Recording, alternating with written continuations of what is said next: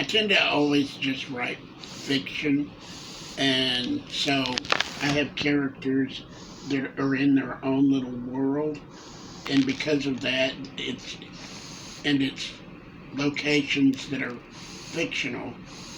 It can be difficult at times for readers to not get confused. Well, when I first started writing, I really started getting confused myself. I would have written about a character and then I'd go back and I'm writing in another chapter and I'm going, wait, who is she? How does she pertain to the main character? And, where is she from? All of that information. And so I realized that I needed to come up with a method to keep track of it myself. Because if I was going to get confused, I know the readers would.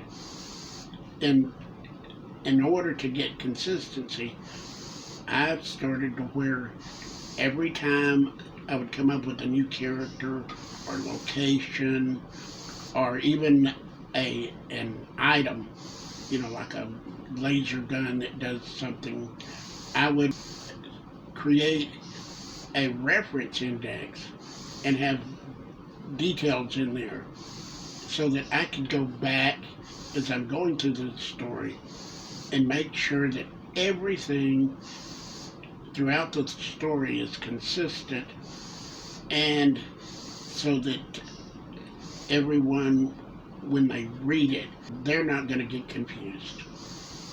Well, obviously, you've got to reread and edit, and I tend to have my wife read it and edit it also, which is an incredible help, having that second set of eyes.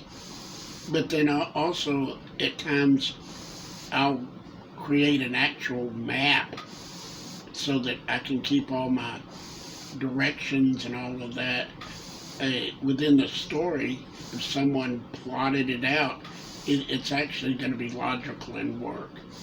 Oh, yes. I don't notice it if I'm reading something as much because it's within the context of the story. It just comes out in the fact that the story's confusing. But if it's something like in a play or a TV show or a movie, it just glares, because if somebody, is if the good guy is running from bad guys, he doesn't have a weapon, and he subdues one of the bad guys who had a weapon, yet then runs off again without picking up that weapon, that's bad. Or in a show where a character enters a home, yet they leave the front door open. They're talking their dialogue and all that. My dad, when I was growing up in Texas, if we came into the air-conditioned house and we left the door open, he would always go, "Shut that door. We can't cool all of Texas." So, in that way, when I see these things, they're just poor writing. But I try to think about that and go, I want anything I write to make sense and that the story will resonate as true.